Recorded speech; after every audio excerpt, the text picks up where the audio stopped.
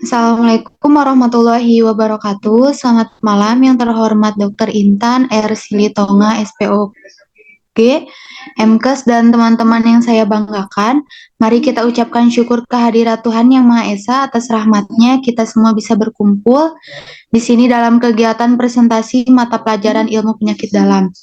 Izin perkenalkan diri, nama saya Salma Sania Rustendi dengan NPM F122111 selaku moderator dari kelompok 3 yang akan memimpin jalannya presentasi kali ini. Kami akan mempresentasikan materi mengenai pencegahan dan penularan HIV dari ibu ke bayi. Penyampaian materi pertama akan disampaikan oleh Sarah Anissa dan selanjutnya pemateri kedua Risma Septiani. Kepada Sarah dan Risma, waktu dan tempatnya dipersilahkan. Baik, terima kasih atas waktunya. HIV atau AIDS. HIV atau Human Immunodeficiency Virus adalah virus yang menyerang sistem kekebalan tubuh yang dapat melemahkan kemampuan tubuh melawan infeksi dan penyakit.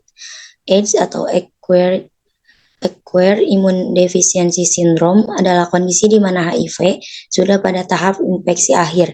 Ketika seseorang sudah mengalami AIDS, tubuh tidak lagi memiliki kemampuan untuk melawan infeksi yang ditimbulkan. Dengan menjalani pengobatan tertentu, pengidap HIV bisa memperlambat perkembangan penyakit ini, sehingga pengidap HIV bisa menjalani hidup dengan normal. Baik, di sini ada 8 cara penularan AIDS yang perlu diwaspadai.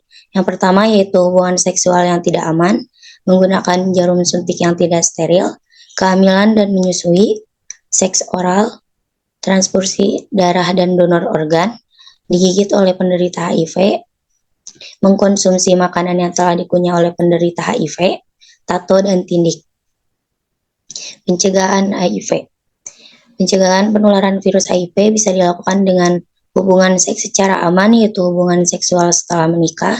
Setiap ada pasangan menghindari narkoba, tidak memberikan air susu ibu atau ASI kepada bayi yang telah dilahirkan ibu yang dinyatakan positif HIV, melindungi proses pertukaran cairan, dalam hal ini adalah transfusi darah, melakukan berbagai jenis kegiatan dan kampanye untuk memberikan bimbingan moral kepada remaja dan anak muda. Poin ini merupakan upaya spiritual.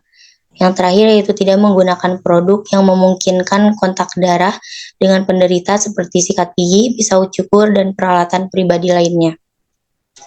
Pengobatan HIV atau AIDS secara umum dilakukan lewat terapi obat antiretroviral ART. Kombinasi obat ini dapat mengendalikan atau bahkan menurunkan jumlah viral load HIV pada darah ibu hamil. Selanjutnya ada pencegahan utama dari pedoman baru tentang obat ARV untuk perawatan wanita hamil dan pencegahan HIV pada bayi adalah terapi antiretroviral atau ART. Sebelumnya untuk kelompok yang lebih besar dari wanita hamil yang HIV positif untuk memberi manfaat bagi kesehatan ibu dan mencegah penularan HIV ke anaknya selama kehamilan dan menyusui.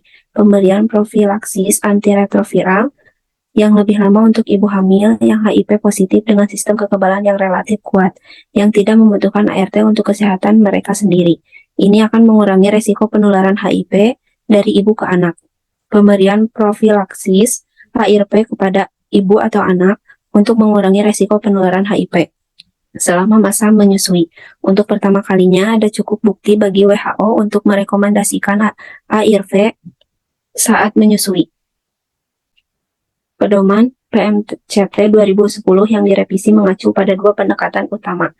ART seumur hidup untuk perempuan terinfeksi HIV yang membutuhkan pengobatan untuk kesehatan mereka sendiri, yang juga aman dan efektif dalam mengurangi penularan HIV dari ibu ke anak atau mother to child transmission of HIV.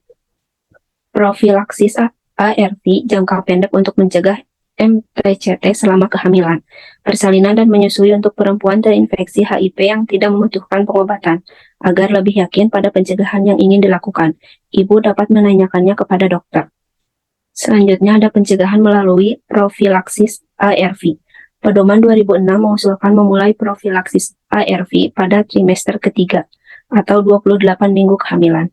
Mereka merekomendasikan regimen AZT atau A Regimen of Twice Daily zidofudine 2 kali sehari, AZT, nevirapin, dosis tunggal saat persalinan, kombinasi AZT plus 3 TC selama persalinan dan 1 minggu pasca kelahiran, serta profilaksis bagi selama 1 minggu setelah kelahiran.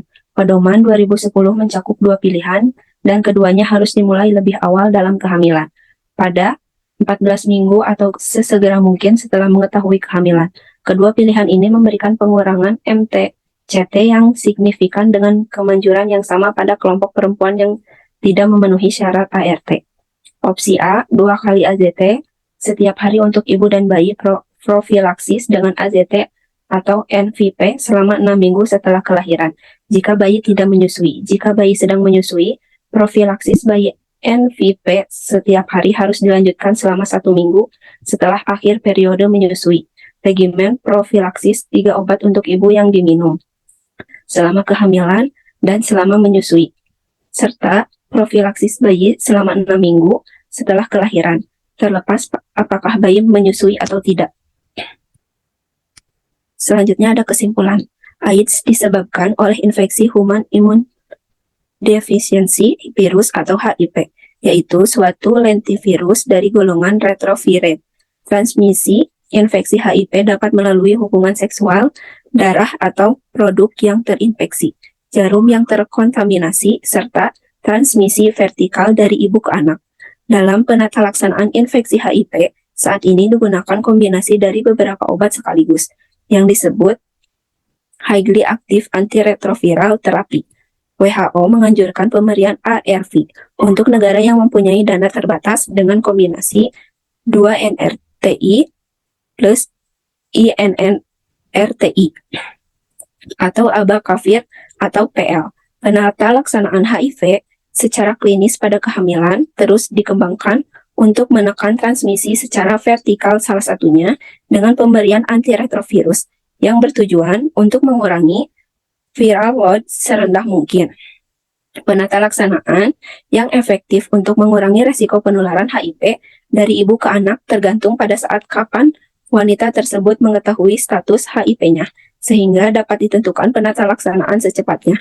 Oleh karena itu, peranan konseling dan tes HIV bagi ibu hamil sangat penting sebagai deteksi dini terhadap infeksi HIV. Baik, terima kasih kepada pemateri. Selanjutnya ada roleplay yang akan diperankan oleh Agnia sebagai bidan dan Tantri sebagai pasien. Untuk Agnia dan Tantri dipersilahkan. Assalamualaikum. Waalaikumsalam. Perkenalkan saya Bidan Putri. Maaf, dengan siapa? Saya Mbak Sali. Alamatnya di mana, Mbak? Saya di Babakan Pende, Ibu. Baik, Mbak. Nanti kita akan berbincang-bincang mengenai kondisi yang dialami oleh Mbak saat ini. Kira-kira waktunya 10 menit sebelum kita mulai, mungkin ada yang ingin ditanyakan? Belum ada Bu Bidan? Nanti, Mbak, bisa menyampaikan secara jujur apa yang saya tanyakan. Saya akan menjaga kerahasiaan. Dan sebelum kita mulai, saya akan menutup pintu terlebih dahulu untuk menjaga privasi Mbak Sally. Bisa kita mulai ya, Mbak? Ya, bisa Bu. Sebelumnya, apakah Mbak bisa ceritakan terlebih dahulu untuk keluhan yang Mbak rasakan sekarang? Jadi gini ya Bu, saya sudah 3 minggu mengalami demam, batuk, dan Baik, Mbak. Kalau begitu, apakah Mbak tahu untuk penyebaran HIV/AIDS sendiri apa saja, Mbak?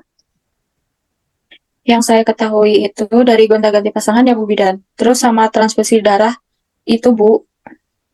Menurut Mbak, jika orang terkena HIV, dampak yang terjadi pada kehidupan itu apa yang Mbak ketahui saja? Itu Bu, kita bisa dikucilkan sama orang-orang karena penyakit yang bisa kita tularkan kepada orang-orang. Nah, iya betul Mbak. Di sini saya akan menyampaikan penyebaran atau penularan HIV itu. Benar tadi seperti gonta-ganti pasangan. Kemudian, penggunaan jarum suntik secara bergantian. Itu betul. bisa menyebabkan atau penularan virus HIV. Untuk pencegahannya, kita bisa menghindari seks bebas. Jangan gunakan jarum bergantian dan lakukan vaksin. Bagaimana Mbak? Apakah Mbak mengerti? Mengerti Bu Bidan?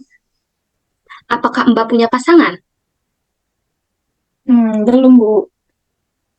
Mohon maaf, apakah Mbak sudah pernah melakukan hubungan seksual? Belum pernah Bu Bidan. Apakah Mbak pernah menggunakan alat suntik bergantian? Pernah Bu Bidan sama teman saya. Karena tadi sudah kita sampaikan, sekarang Mbak memiliki perilaku berisiko yaitu penggunaan jarum suntik bergantian dengan teman.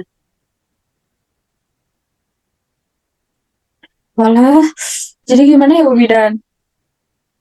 Nah, jadi Mbak disarankan untuk melakukan tes HIV.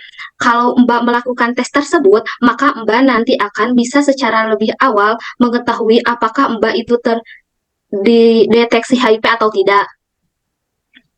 Oh, gitu ya Bu Bidan.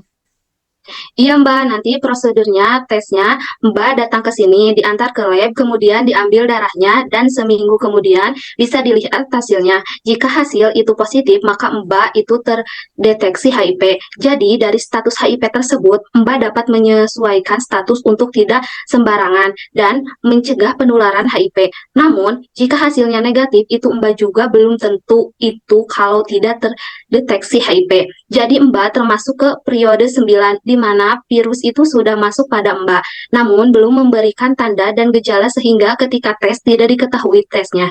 Nah, Mbak Sally bisa mengulanginya kembali untuk tesnya. Apakah dapat dipahami, Mbak? Ya, baik Bu, saya memahaminya Bu. Sebelumnya, apa ada yang ingin ditanyakan, Mbak?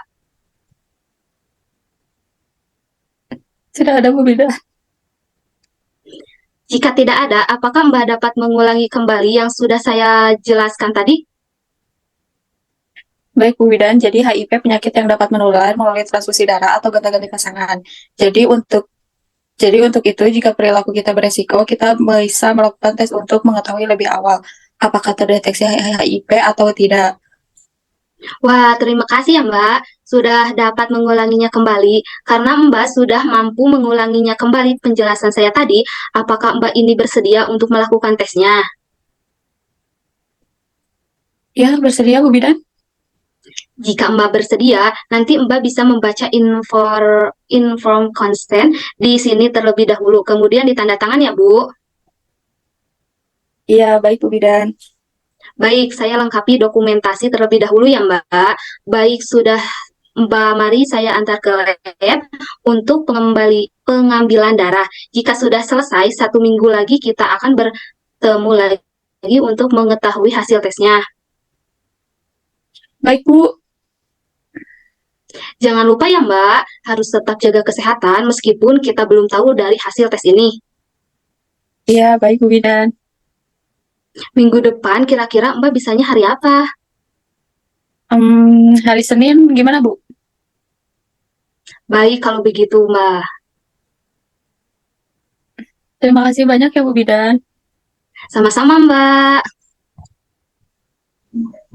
Baik, terima kasih. Demikian presentasi mengenai pencegahan dan penularan HIV dari ibu ke bayi. Terima kasih atas perhatian teman-teman. Mohon maaf atas kekurangan dan materi maupun penyampaian materi kelompok kami. Wassalamualaikum warahmatullahi wabarakatuh.